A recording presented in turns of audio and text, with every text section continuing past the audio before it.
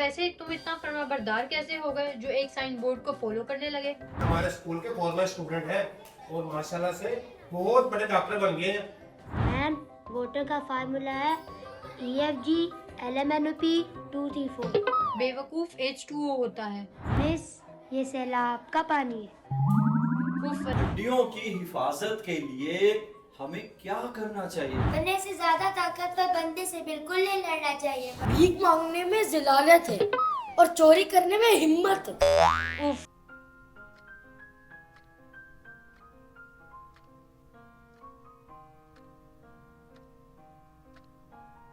आजकल दुनिया के टीचिंग सिस्टम्स में बहुत से चेंजेस आए हैं। वो क्या? एक तो रट्टा सिस्टम खत्म करके कॉन्सेप्चुअल लर्निंग की तरफ आ गए हैं। इसका मतलब ये कि बच्चों को हिफ्ज नहीं कराया जाता अब, बल्कि उनके कॉन्सेप्ट्स क्लियर कराए जाते हैं ताकि आगे ज़िंदगी में चल के उनके काम आए।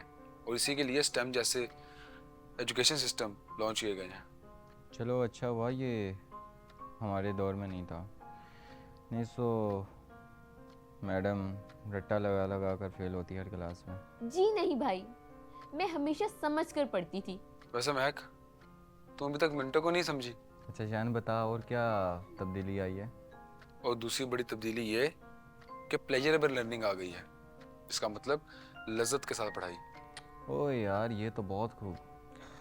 ये होता तो सर शमसू खीर कबाब बिरयानी लाते और लज्जत के साथ पढ़ाई करवाते। नहीं भाई, प्लेयरेबल लर्निंग का मतलब होता है पढ़ाई को एंजॉय करना। एग्जैक्टली, बच्चों को एक्टिविटीज़ में एंगेज करना, गेम्स, एक्सरसाइजेस, कॉम्पिटिशन्स वगैरह में, ताकि उनको पढ़ाई का मज़ा आए। और वो इतना दिल लगा कर पढ़ें कि छुट्टी वाले दिन भी उनका स्कूल आने को दिल करे, और हमेशा by the way on time. यार हमें तो स्कूल लेट जाने पे प्लेजर मिलता था, और सबसे ज़्यादा खान को। तो बच्चों आज हम पढ़ेंगे बोन्स के बारे में।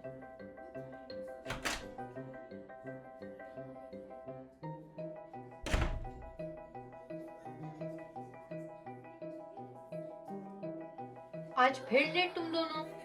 मैम, वो रास्ते में ना स्कूल आते हुए बोर्ड लगा हुआ था जिस पे लिखा था आगे स्कूल है, आहिस्ता चले। तो इसीलिए टीचर आहिस्ता आहिस्ता चल के आ रहे थे। वो साइन बोर्ड गाड़ियों के लिए था, तुम्हारे लिए नहीं। और वैसे तुम इतना फर्माबरदार कैसे हो गए जो एक साइन बोर्ड को फॉलो करने लगे? चलो जाके बैठो, लास्ट वार्निंग है। और अगर अब लेट आए तो अपने पेरेंट्स को लेकर आना। अम्मी अबू ने यहाँ पे आके क्या करना है? वो तो पहले ही पढ़े लिखे हैं। अल्लाह पनाह दे तुम लोगों की हाजिर जवाबी से। जाओ बैठो, आज हम पढ़ेंगे बोन्स के बारे में। और आपको पता है आज बोन स्पेशलिस्ट भी आने वाले हैं हमारे स्कूल में।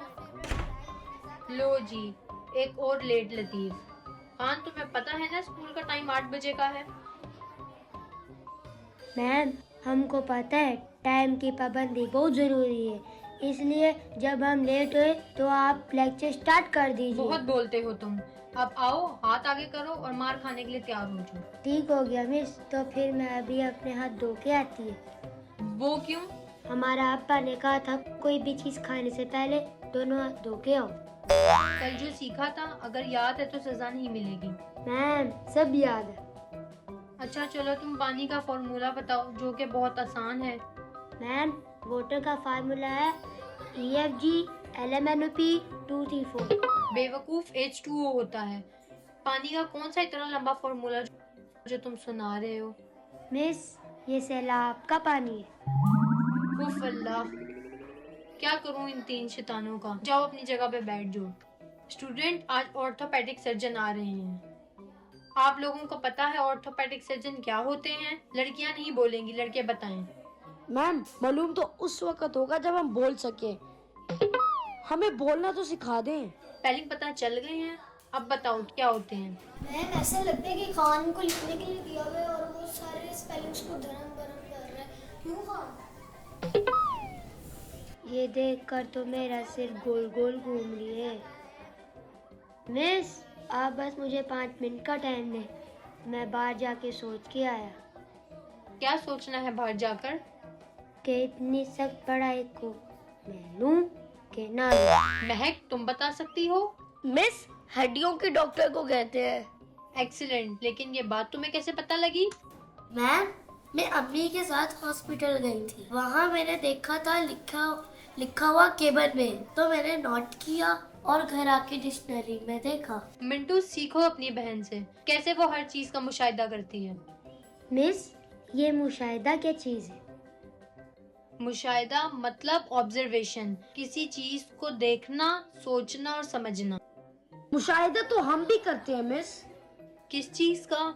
जब हम घर से स्कूल आ रहे होते हैं ना, तो रास्ते में बहुत से फकीर बैठे होते हैं, तो वहाँ पर ना हम मुशाहिदा करते हैं कौन अंधा है और कौन नहीं। अगर वो अंधा होता है ना, तो हम उसकी चादर से कुछ कॉइन्स उठाकर या फिर सिक्के उठाकर आइसक्रीम खा लेते हैं। बेस बड़े मजे की होती है। ये चोरी होती है बेटा। मिस, वो फकीर है। भीख मांगने में जिलालत है और चोरी करने में हिम्मत। उफ, ये बच्चे आफत हैं। अब चुप, थोड़ी देर में ऑर्थोपेडिक आता ही होगा। मैम, ऑर्थोपेडिक यहाँ क्यों आ रहे हैं? यहाँ तो किसी की हड्डी बसली ही नहीं टूटी।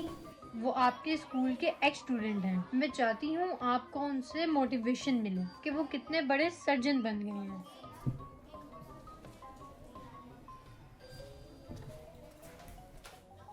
अस्सलाम वालेकुम बच्चों, कैसे हैं आप? अच्छा, आज आपको पता है आपके नए मेहमान कौन है? बच्चों ऐसे नहीं कहते, मैंने पहले आपको बताया था वो ऑर्थोपेडिक हैं। कोई बात नहीं, चलेगा चलेगा। दोस्तों, हड्डी हर जानदार शय में होती है, इंसान, जानवर, चरिंद, परिंद, सब में। सर, छिपकली में होती है। देखो बेटा, होती है हड्डी मगर छोटी छोटी, और इसका साइज ज्यादा बड़ा नहीं होता। जानते हो क्यों? क्योंकि उसकी मामा उसे दूध ही नहीं पिलाती। अच्छा, अगर उसकी मामा उसको दूध पिलाती तो साइज कितना बड़ा हो जाता। सर, मगरमच्छ जितना। आप डॉक्टर साहब से कोई शार्प क्वेश्चन कर सकते हैं। सर, आपकी बॉडी में कितने? सर ने क्या अंदर जाके देखा था?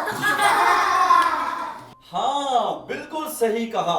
हमारे बदन में बहुत सारी हड्डियां होती हैं, कुछ छोटी, लंबी, बड़ी, मोटी, पतली। 206 हड्डियां होती हैं। ठीक कहा ना सर? जी, एक्सीलेंट, बहुत अच्छी टीचर हैं। सर, अब समझा मैं। मेरी मामा बाबा को ये क्यों कहती है कि मेरा दिल मत तोड़ो। अच्छा, क्यों? इसलिए क्योंकि उनके पास 206 हड्डियां और सिर्फ एक ही दिल है।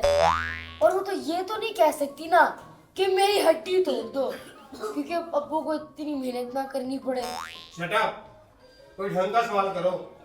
ये हमारे स्कूल के फॉर्मर स्टूडेंट हैं और माशाल्लाह से बहुत बड़े डॉक्टर बन गए हैं।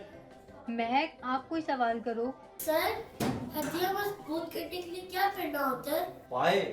पाए खाने चाहिए। बच्चों, मैंने आपको बताया था ना, बोन्स को स्ट्रॉन्ग करने के लिए विटामिन डी चाहिए होता है। वो कहाँ से मिलता है? मिस, ये फार्मेसी से मिलता है। Minto, shut up. ये सब सनलाइट से मिलता है। वाह, कितनी स्मार्ट बच्ची है भाई, इसको तो सब पता है। सर, आपको नहीं पता? पता है भाई, हड्डियों का स्पेशलिस्ट मैं। तो सर, विटामिन डी कैसे मिलता है? इस बच्ची ने कहा ना, सनलाइट से। घर से बाहर निकलो, सूरज की रोशनी आपके मुंह में आएगी, मुंह से पेट में, पेट से हड्डियों में। सर, आप मजाक कर रहे हैं ना? विटामिन डी के लिए बच्चों हमें अर्ली मॉर्निंग सनलाइट में जाना चाहिए। ओ मिस, अब पहले सुबह पार्क में जाके विटामिन डी लेगा और फिर स्कूल आएगा। हड्डियां इंसान के लिए बहुत जरूरी होती है। अच्छा, वैसे बहुत जल्दी आते हो ना? सर, इवनिंग सनलाइट में भी विटामिन डी होता है। यस, इसलिए शाम में पार्क जाओ, खेलो, कूदो, जंप लगाओ और सनलाइट खाओ। ये बात से जाके हमारा अम्मी अब्बू को बताओ, वो हमें बाहर निकलने ही नहीं देता। जी सर, खान बिल्कुल ठीक कह रहे हैं। हम जब भी घर से एक कदम बाहर निकले तो कहाँ जा रहे के अलार्म शुरू हो जाते हैं। बड़े होशियार बच्चे हैं सर आपके। डॉक्टर साहब, मेरे दादाजी की हड्डियाँ उठते बैठते खट खट बजती रहती हैं। तो गुड्डी तुम्हें लगता होगा कि दरवाजा खुल बंद हो रहा है। अच्छा बच्चों, हड्डियों की हिफाजत के लिए हमें क्या करना चाहिए? अपने से ज्यादा ताकतवर बंदे से बिल्कुल नहीं लड़ना चाहिए, वरना हड्डियां सलामत नहीं रहेगी। बात में दम है। आपको एक बात बताऊं, एक दफा मेरे दोनों पैर की हड्डियां टूट गईं। क्यों सर, आपकी दो बीवियां हैं? क्या मतलब? मतलब एक दफा मेरे एक पाँव की हड्डी टूटी थी, आपकी दोनों ही इकट्ठी टूट गई। रोशन, अपनी बकवास बंद करो। ठीक है मैम, आप क्लास जारी रखें। हमने डॉक्टर साहब को दूसरी क्लास में लेके जाना है। सर, इन मासूम बच्चों से मेरे कारोबार के लिए दुआ करवाते हैं।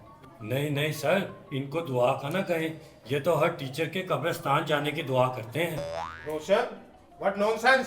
सर मुझ पे नहीं यकीन तो खुद जाके देख लें।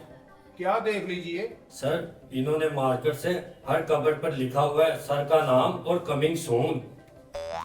क्या लिखा हुआ है? सर आपके बारे में भी लिखा हुआ है। क्या लिखा हुआ है? Principal is coming. कहाँ जा रहे हैं आप? ये सर जी, मैं जा रहा हूँ। मुझे बाकी क्लास में भी नहीं जाना, मुझे पैसे भी नहीं चाहिए। मुझे बहुत खतरा लग रहा है। सर, अब देख- उस दिन करीब था कि सरीदीस या हमारी या सर शमसू की टांगे तोड़ देते। और मैम जूफी ही सबसे समझदार थी, जो समझ गई थी सारा मामला क्या है। कि ये 2 नंबर सर्जन है, लेकिन फिर भी कवर करती रही। लेकिन हुआ तो फिर भी नहीं उनसे कवर। याद है तुम्हें जब प्रिंसिपल साहब ने रेंटल गैस को पकड़ के लाते थे? हाँ, स्कूल प्रमोशन के लिए। हाँ, वो भी ठीक था, लेकिन एक्चुअल में वो ये बताना चाह रहे थे कि स्कूल से कितने एक्सपर्ट लोग पास आउट हो चुके हैं। बस वही कमर्शियल सोच। जब स्कूल में पढ़ाई एक बिजनेस बन जाए तो इस तरह के पैंतरे इस्तेमाल करना आम सी बात हो जाती है। लेकिन एक बात कहूँ, जहाँ कमर्शियल स्कूल्स हैं उसके बरक्स फलाही इदारे भी तो हैं जो फ्री में गरीब और मस्कीनों के बच्चों को मुफ्त तालीम दे रहे हैं। ये तो हमारे मुल्क का हुस्न है और इस मामले में हमारी कौम सबसे आगे है। लेकिन ये मुफ्त तालीमी स्कूलों में क्या सही तालीम है? भाई यही तो एक अलमिया है कि आज तक हम इल्म के मुफाहिम को समझ ही नहीं पाए। चलो छोड़ो यार, क्यों तालीमी निज़ाम के पीछे लगे हुए हैं, ये नहीं बदलेगा। नहीं यार मिंटो, ऐसी बात नहीं है। बी पॉजिटिव, ये ज़रूर चेंज होगा इंशाल्लाह। चलो देखते हैं।